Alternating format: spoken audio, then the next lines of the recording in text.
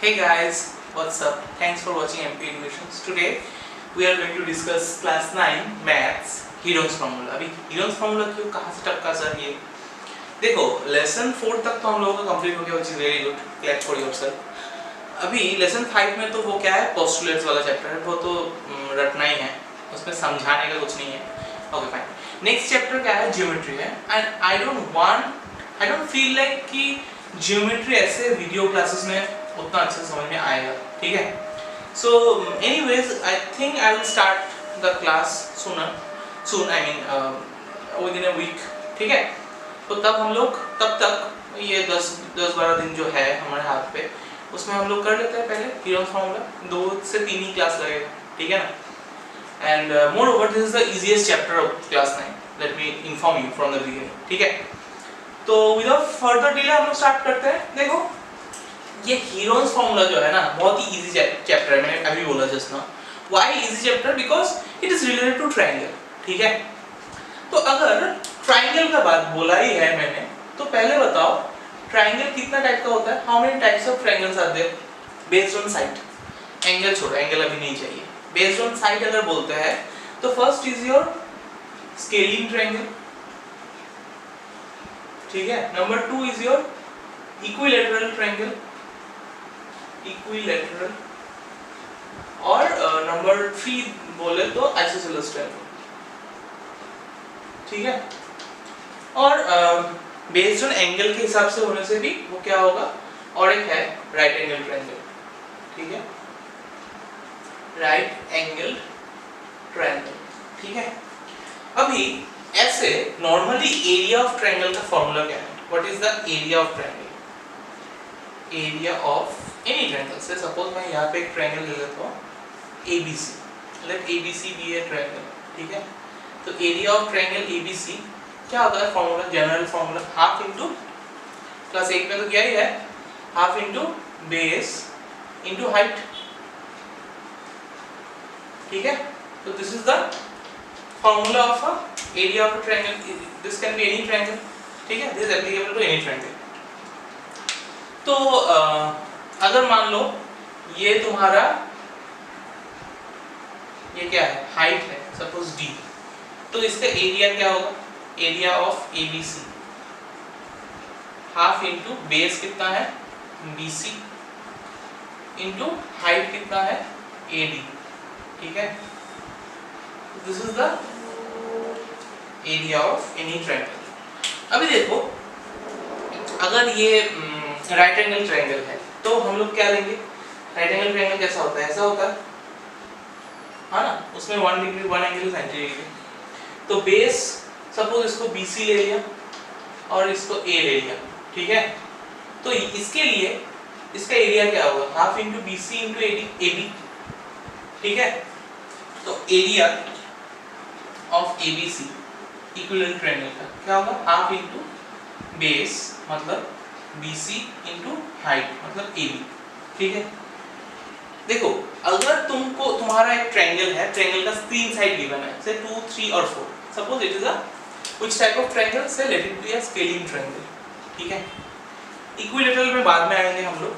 Suppose ये अगर scaling triangle है तो उसका अगर एरिया निकालना है तो 3 साइड दिया है तुम्हारे पास. ठीक है. You have to find the area.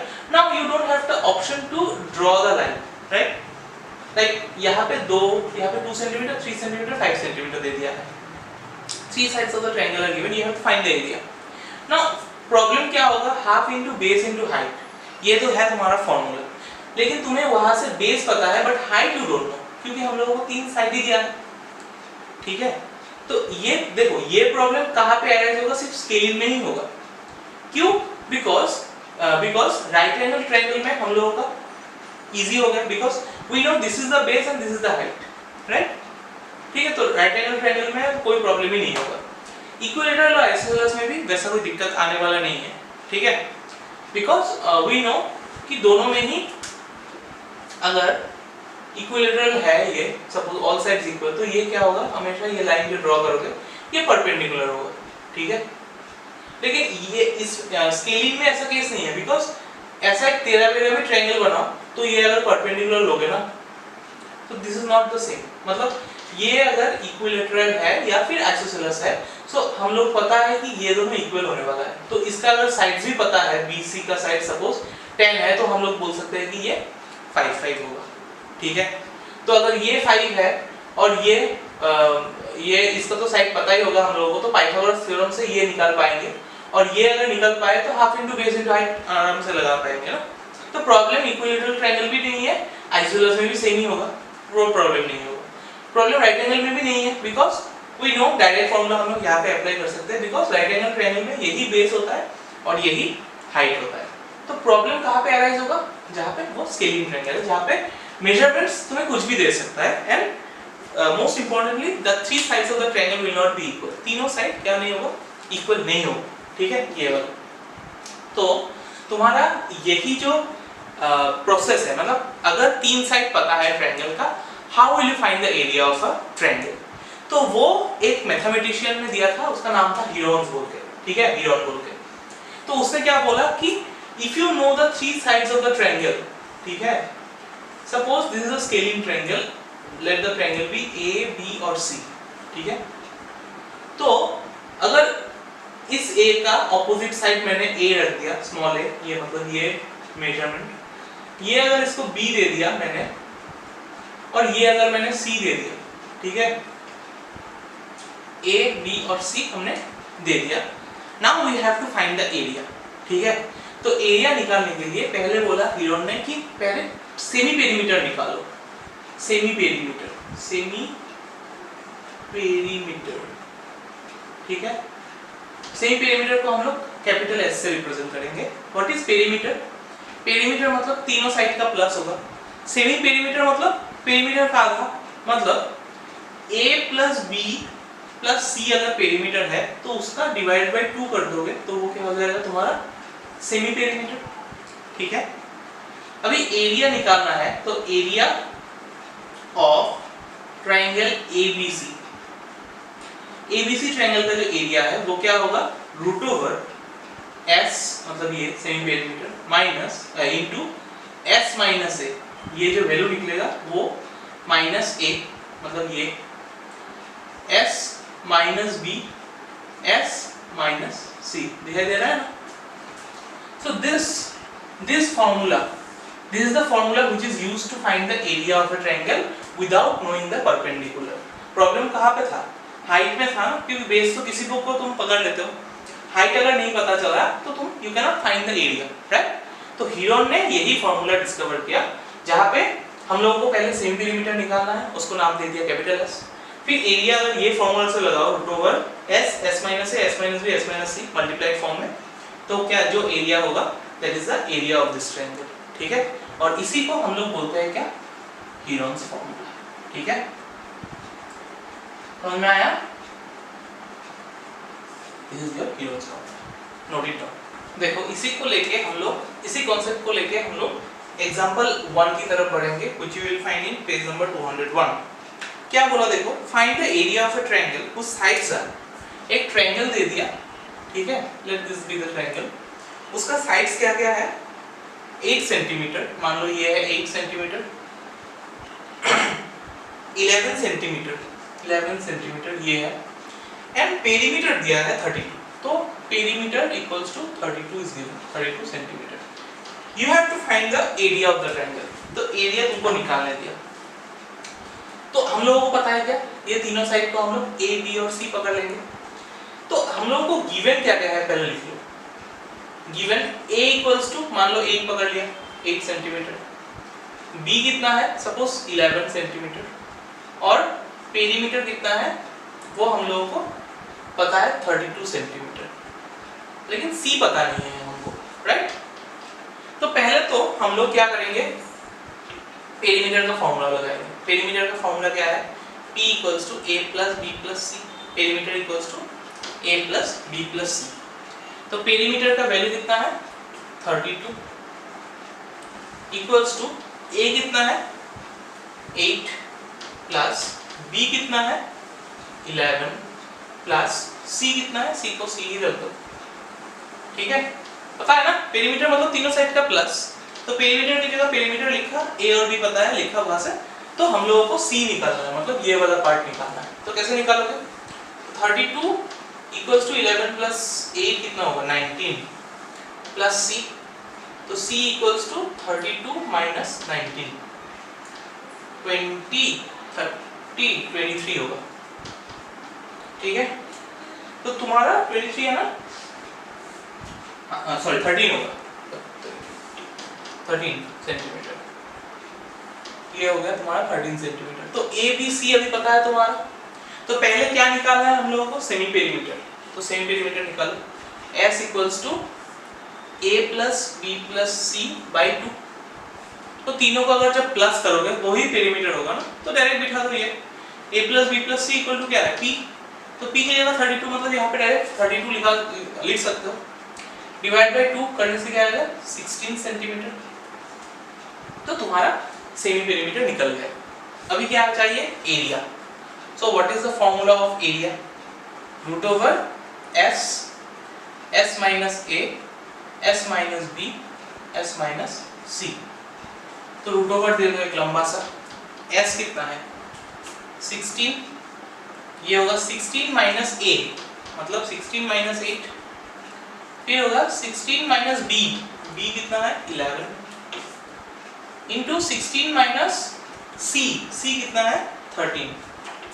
ठीक है, अभी निकालो रूट ओवर 16 इंटू 8, 16 माइनस 8 कितना होगा? 8, इंटू 16 माइनस 11, 12 13 14 15 16, 5 ना, हाँ,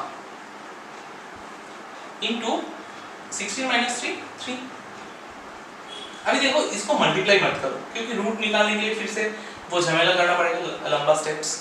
तो देखो 16 को क्या लिख सकते हैं? 4 इंटू 4। 8 को क्या लिख सकते हैं? 2 into 2 into 2, 2 to the 4, 4 to the 8। Break down कर दो, इसको तो ब्रेक डाउन नहीं कर सकते, तो इसको 5 इंटू 3। अभी देखो 2 4 से 1 4 निकलेगा। I don't think I have to explain this, because root over के से 2 से 1 आता है, प्लस 8 में अच्छे से किया था, इनटू ये दोनों से 1 निकल आएगा, रूट ओवर तो नहीं दे रहा है, तो 2। लेकिन ये सब कॉमन नहीं है, मतलब एक ही है, तो वो रूट के अंदर रहेगा। 2 इंटू 5 इंटू 3, तो 4 2 से कितना हो जाएगा? 8, root over 5 to the 10, 10 3 the 30, तो 8 रूट 30 सेंटीमीटर स्क्वायर। भूलना मत, एरिया हमेशा सेंटीमीटर स्क्वायर में होगा और पेरीमीटर सेंटीमीटर, या फिर सेमी पेरीमीटर सेंटीमीटर में होगा। ठीक है, तो दिस इज योर आंसर। समझ में आया how to apply Gibbs formula? Okay, अभी आता है एग्जांपल 2 की तरफ। एग्जांपल 2 का 2 पार्ट है क्वेश्चन का, तो पहला पार्ट पहले जान लेते हैं। क्या बोला? A triangular part ABC has the sides, एक ट्रायंगुलर पार्ट है, ठीक है, ABC नाम दे दिया, उसका 3 साइड है, पता है ऑफ कोर्स ट्रायंगल का 3 साइड ही होगा। 120 मीटर, 80 मीटर और 50 मीटर, ठीक है, these are the measurements given to you। अभी बोला a gardener धनिया has to put fence all around it and also plant grass inside। तो उसको फेंस भी लगाना है चारों तरफ, और क्या करना है? ग्रास उगाना है, मतलब ग्रास लगाना है। How much area does she need to plant? कितना एरिया, मतलब अल्टीमेटली तुमको क्या बोला? इसका एरिया निकालना है, मतलब इसके अंदर कितना ग्रास प्लांट कर सकते हो। तो एरिया का सिंपल फॉर्मूला ABC अभी डायरेक्ट पता है, तो गिवन लिखो पहले। गिवन A इक्वल्स टू 120 पकड़ लो, कुछ भी पकड़ सकते हो किसी को भी। B इक्वल्स टू 80 पकड़ लो और C इक्वल्स टू 50 पकड़ो, ठीक है। तो सेमी पेरीमीटर क्या होगा? A plus B plus C by 2। तुम लोग डायरेक्ट ऐसे मत लिखना, ऐसा लिखना semi perimeter comma in bracket S equal to A plus B plus C by 2। तो 120 प्लस 80 प्लस 50 बाई 2। तो 120 प्लस 80 कितना होगा? 200 ना। 120 प्लस 80 200, 200 प्लस 50 250। तो 250 बाई 2 इक्वल्स टू कितना होगा? 125 मीटर, ये मीटर में होगा। अभी एरिया निकालते हैं, तो एरिया का फॉर्मूला पता है तुमको, root over S, S minus A, S minus B, S minus C. तो अंडर रूट एस क्या होगा 125 एज यूजुअल, ठीक है। एस माइनस ए मतलब 125 माइनस 120, एस माइनस बी मतलब 125 माइनस बी कितना होगा 80, एस माइनस सी मतलब 125 माइनस 50, है ना। तो इसको अगर रूट ओवर करोगे तो 125 तो 125 ही रहेगा, इंटू 125 से अगर 120 चला गया तो रहेगा क्या 5, इंटू यहाँ पे कुछ नहीं है मतलब इंटू है, हाँ। तो 125 से अगर 80 चला गया तो 45, है ना। 120 से अगर 80 चला जाता है तो 40, हाँ 45 ठीक है, इंटू 125 से 75 होगा शायद ना, देख लेता हूँ, हाँ 75, सिर्फ माइनस कर दिया, ठीक है। अभी मैंने क्या बोला, इसको मल्टीप्लाई मत करो, मल्टीप्लाई करने से ही प्रॉब्लम तुम्हारा शुरू होगा। देखो 125 मतलब क्या है, पहले इसको फैक्टराइज कर लो, 125 को 5 से करते हैं, 5 25 जा 5 5 जा मतलब 125 को हम लोग क्या लिख सकते हैं 5 इंटू 5 इंटू 5, और एक 5 तो रहेगा, उसको रहने दो 5, इंटू 45 को क्या लिख सकते हैं हम लोग 5 इंटू 9, 5 9 जा 45, और 75 को भी फैक्टराइज करो, 5 15 जा 5 3 जा, है ना। तो 5 इंटू 5 इंटू 3 आ गया। अभी देखो दो 5 से एक 5 आ गया बाहर, ये दोनों 5 से एक 5 बाहर आ गया। अच्छा ये 9 से क्या निकलेगा, 9 रूट ओवर 9 क्या होता है 3, तो ये 3 आ गया नीचे, और ये दोनों 5 से क्या आएगा एक 5 आ गया। तो अभी रूट ओवर के अंदर बचा क्या 5 और ये 3, तो 5 और 3 को मल्टीप्लाई फॉर्म में लिख दो, तो क्या होगा 5 5 जा 25 3 जा 75, और 75 इंटू 5 होगा तुम्हारा 375, तो ये बन गया 375 रूट ओवर 5 3 जा 15 मीटर स्क्वायर। इतना मत बोलना सर, सारा स्टेप में लिख दो metre square metre square metre square, ठीक है। तो एरिया कितना निकला 375 root 15 metre square. So this is the first part. अभी क्या बोला, उसको फेंस भी करना है, मतलब इसके चारों तरफ क्या देना है, उसको बाउंड्री लगाना है, ऐसा बाउंड्री लगाना है। मेरे ड्राइंग में मत जाओ, बहुत गंदा है, लेकिन समझ ही गए हो, यू आर स्मार्ट है ना। मतलब ये ब्लैक कलर का बाउंड्री है, ठीक है। लेकिन क्या बोला, find the cost of fencing a barbed wire at the rate of ₹20 per meter having a space of 3 metre for the gate.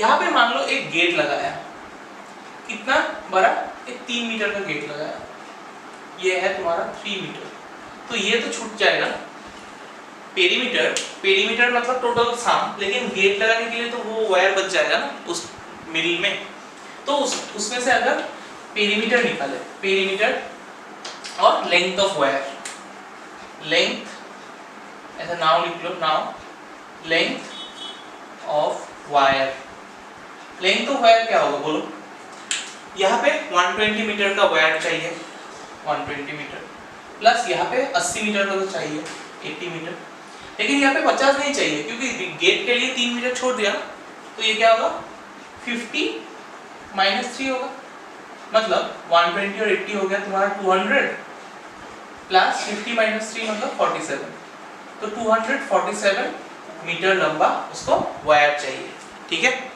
अभी बोल दिया क्या, एट अ रेट ऑफ ₹20 पर मीटर, मतलब एक मीटर में कितना रुपीस देना पड़ेगा 20।